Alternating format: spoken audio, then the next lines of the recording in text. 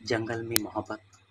आरब एक जंगली फोटोग्राफर था जो यहाँ जानवर और पक्षियों की फ़ोटो लेने आया था।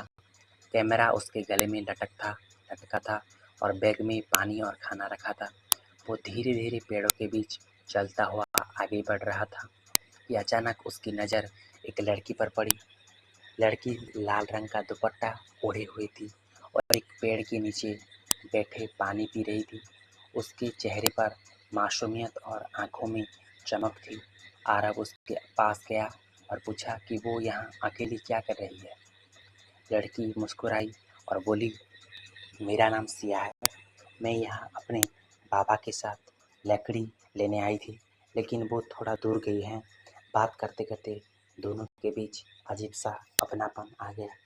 सिया की हँसी और उसकी आँखों की चमक आरब के दिल को छूने लगी। आरब ने उसे झरने के पास चलने का कहा। दोनों वहाँ पहुँचे तो ठंडी हवा और पानी की बूंदें ने माहौल और भी रोमांटिक बना दिया। सिया ने पानी में अपने पैर डाल दिए और हंसते हुए बोली, ये तो बहुत अच्छा लग रहा है। आरब उसे देखते रह गया। उसका दिल तेज धड़कने लगा। वो सोच रहा था कि कैसे एक अनजान लड़की उसके दिल के इतने करीब आ गई। सिया ने आरब से उसके कैमरे के बारे में पूछा तो आरब ने उसे जंगल में खूबसूरत नज़ारे दिखाए जो उसने भेजी थी। सिया ने मुस्कुराते हुए कहा कि अगर वो उसकी एक फ़ोटो खींचेगा तो उसे खुशी होगी। आरब ने कैमरा उठाया और सिया की तस्वीरें ली। हवा में उसके बाल उड़ रहे थे और चेहरे पर हल्की सी मुस्कान थी। फ़ोटो देखते ही आरब के दिल में एक अनजाना सा खिंचाव महसूस हुआ। धीरे-धीरे सूरज ढलने लगा।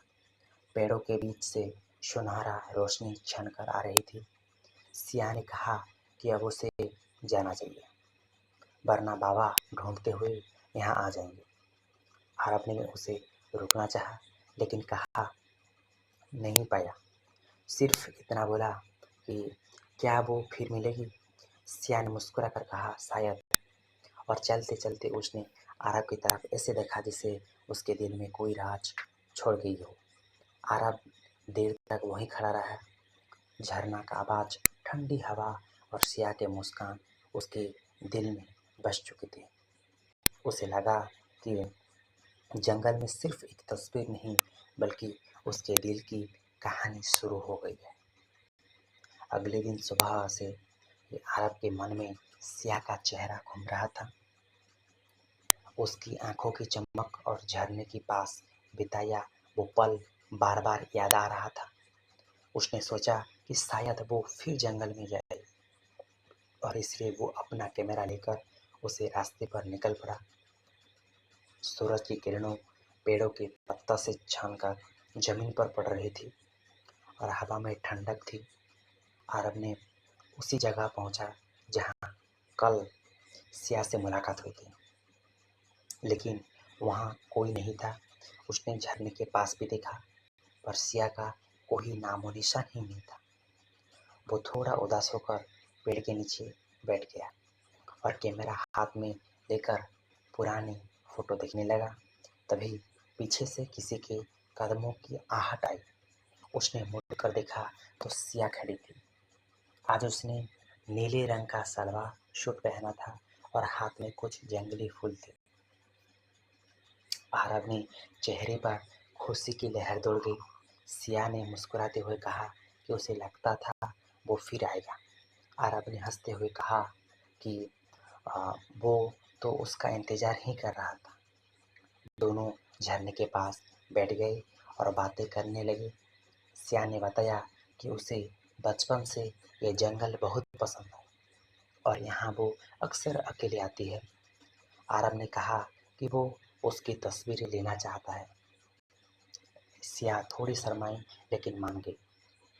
आरब ने अलग अलग एंगल से उसकी फ़ोटो खींची। कभी वो फूलों के बीच खड़ी थी, कभी पानी में पैरों पैरों की डूबे बैठी। इन इन पलों में दोनों के बीच नज़दीकियाँ बढ़ती जा रही थी। सिया कभी उसकी साट पर गिरे पत्ते हटाती, तो कभी उसके कैमरे का लेंस साफ करती। आरब को उसके ये मासूम अदान बहुत भा रही थी। धीरे धीरे मौसम भी बदलने लगा। बादलों ने सूरज को ढक लिया और हल्की हल्की बूंदाबांदी शुरू हो गई।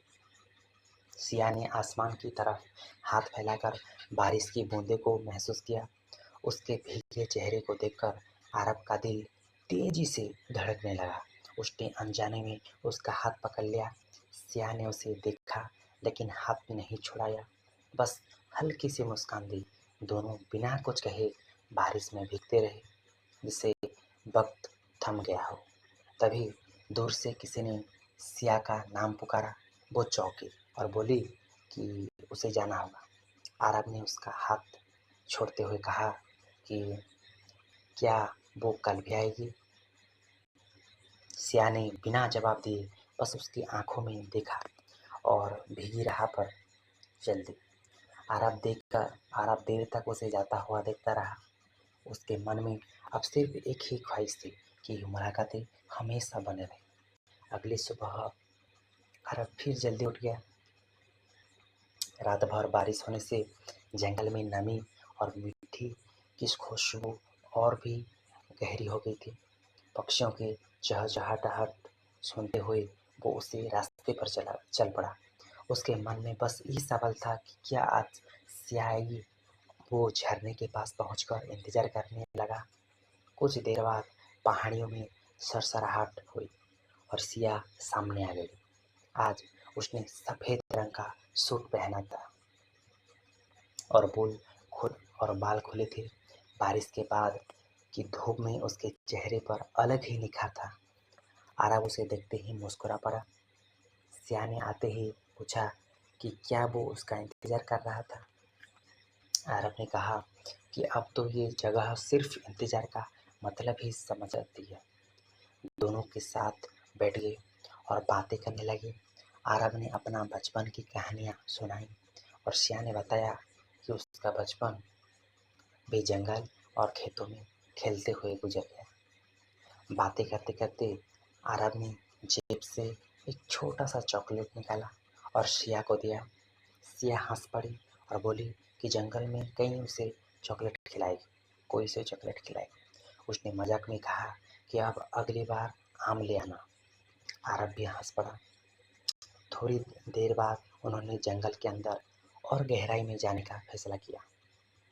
दोनों पेड़ों के बीच से होते हुए एक पुराने टूटे मंदिर तक पहुंचे।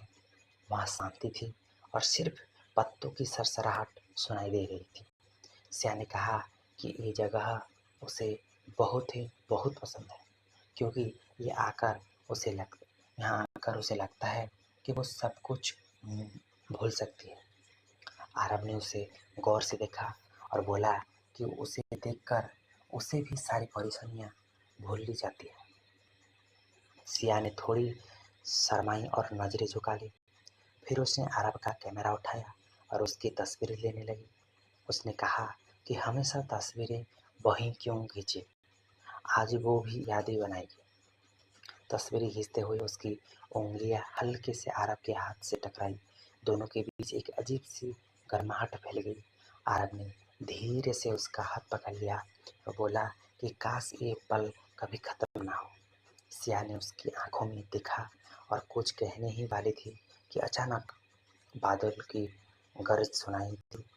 बारिश फिर से शुरू हो गई।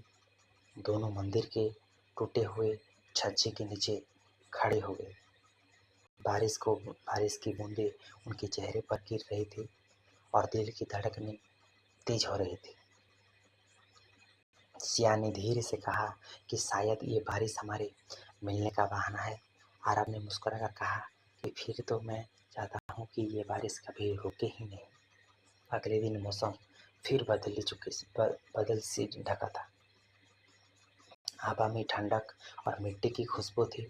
आरब अब रोज की तरह जल्दी जंगल पहुंच गया। उसके कदम अपने आप उसी झरने की ओर बढ़ते जा रही थी जहां अब उसकी सबसे प्यारी यादें जुड़ी थी। वहां पहुंचकर उसने इधर उधर नजर दौड़ाई लेकिन सिया की नजर नहीं आई।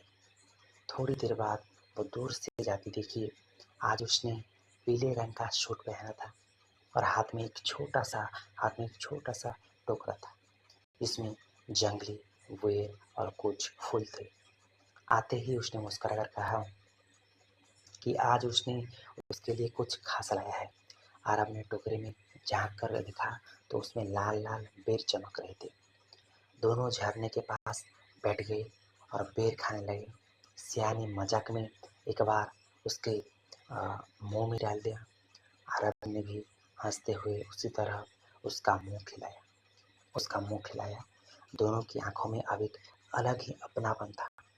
खाने के बाद सिया ने कहा कि वो उससे एक जगह दिखाना चाहती है।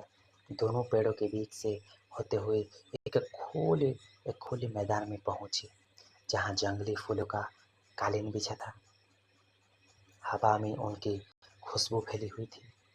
सिया वहां घास का बैठ गई और आसमान की तरफ देखने लगी। आरब भी उसके पास बैठ गया। उसने धीरे से कहा कि कभी-कभी उसे लगता है कि ये जंगल उसका सबसे अच्छा दोस्त है, क्योंकि ये कोई सवाल नहीं करता, बस साथ देता है।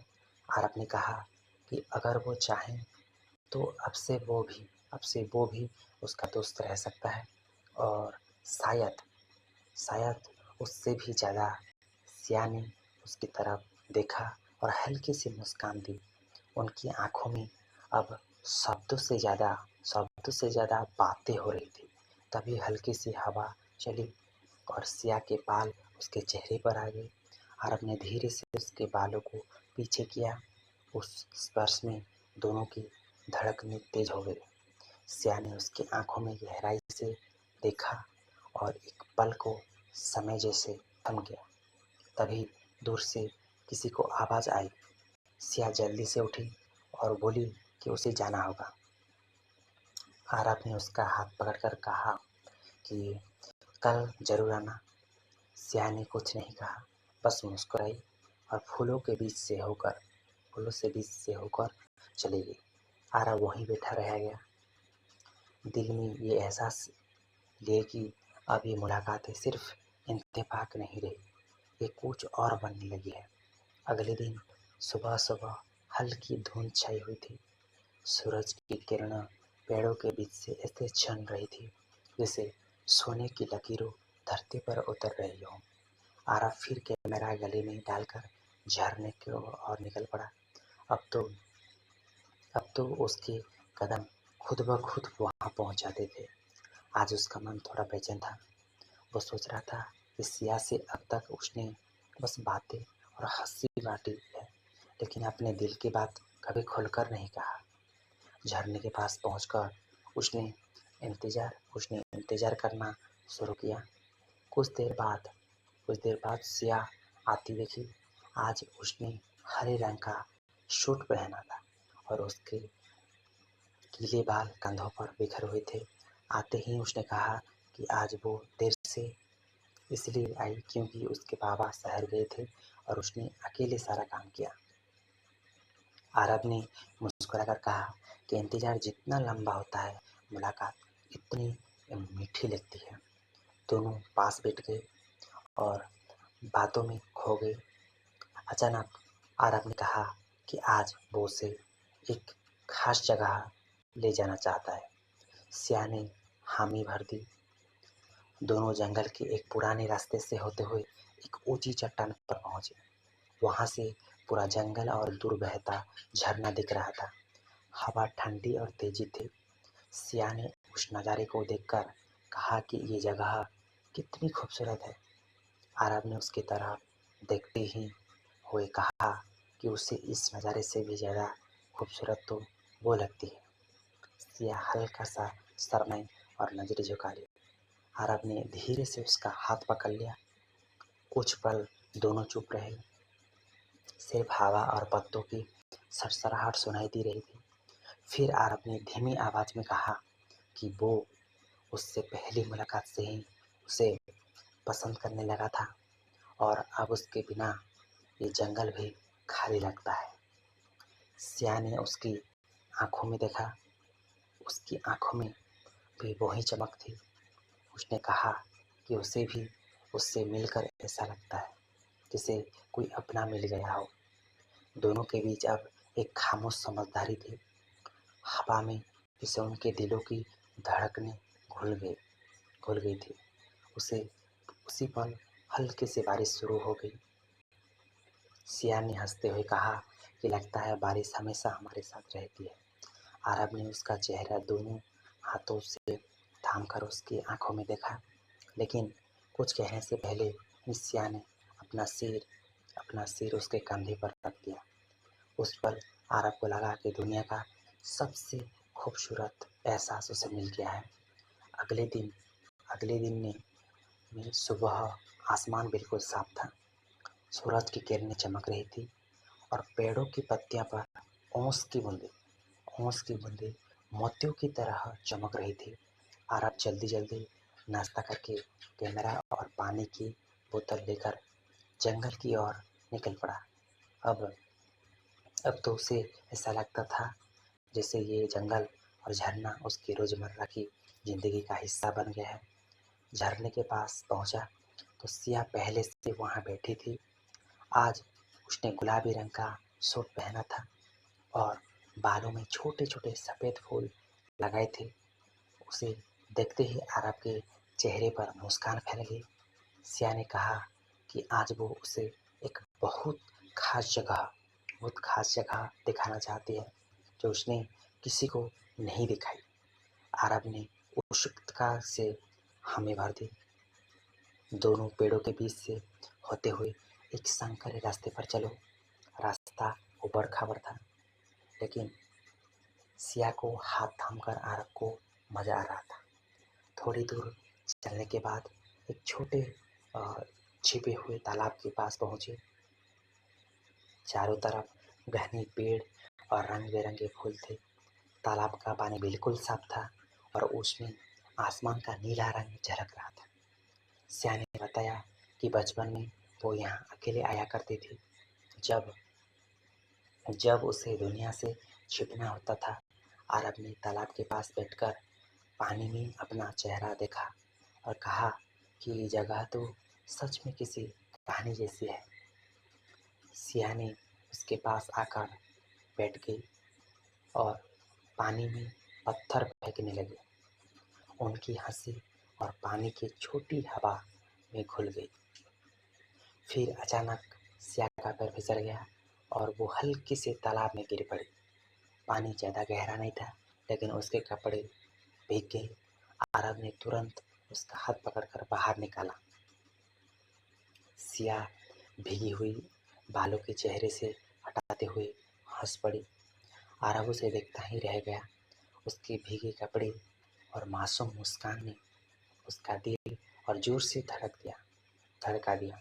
उसने बिना सोचे अपने बैग से तौलिया निकाला और सिया को दे दिया। सिया ने उसे आंखों में शुक्रिया कहा। दोनों पास बैठ गए और धीरे धीरे उनके कंधे एक दूसरे से छूने लगे। हवा में एक अजीब सी गर्माहट थी। सिया ने धीमे से कहा कि उसे नहीं पता क्यों, लेकिन जब वो उसके साथ होती है तो बहुत सुरक्षित और खुश महसूस करती है। आरब ने हल्की मुस्कान के साथ कहा कि शायद यही ही तो प्यार है। सिया ने कुछ नहीं कहा, बस उसकी तरफ ऐसे देखा जैसे उसकी आंखों में अपना जवाब ढूंढ रही थी। उस पल दोनों के बीच खामोशी भी एक मीठा इकरार बन गई थी। अगले दिन सुबह से ही आरब का दिल तेज तेज धड़क रहा था। रात भर वो सिया के बारे में सोचता रहा और उसके शब्द बार बार कानों में गूंजते रहे। उसने तय कर लिया था कि आज वो अपने दिल की बात पूरी तरह से कह देगा। जंगल में पहुंचते ही उसका नज़र सिया को ढूंढने लगी, लेकिन आज सिया झरने के पास नहीं था। आरब थोड़ा बेचैन होकर इधर उधर देखने लगा। तभी उसने देखा कि सिया दूर एक पेड़ के नीचे बैठी है। उसके चेहरे पर हल्की उदासी थी। आरब उसके पास गया और पूछा कि क्या हुआ। सिया ने चुपचाप उसकी तरफ देखा और कहा कि शायद अब उनकी मुलाकातें पहले जैसे नहीं रह पाएगी। आरब चौंक गया और कारण पूछा। सिया ने बताया कि उसके बाबा ने तय कर लिया है कि वो जल्द ही गांव छोड़कर किसी रिश्तेदार के घर चली जाएगी। ये सुनकर आरब के दिल में जैसे किसी ने चुभन दे दी। कुछ पल वो खामोश रहा, फिर बोला कि वो उसे खोना नहीं चाहता। सिया की आंखों में आंसू आ गए। उसने कहा कि वो भी उसे भूलना नहीं चाहती, लेकिन हालात उसके हाथ में नहीं है। आरब ने उसका हाथ अपने हाथों में लेकर कहा कि अगर वो चाहें तो वो हर मुश्किल का हल ढूंढ लेगा। सिया ने हल्की सी मुस्कान दी, लेकिन कुछ बोली नहीं। दोनों चुपचाप बैठे रहे। बस हवा में पत्तों की सरसराहट और झरने की आवाज़ गूंज रही थी। आरब ने धीरे से कहा कि उसे पहली मुलाकात से ही सिया में कुछ अपना सा महसूस हुआ और अब तो वो उसकी ज़िंदगी का सबसे खूबसूरत हिस्सा बन गई है।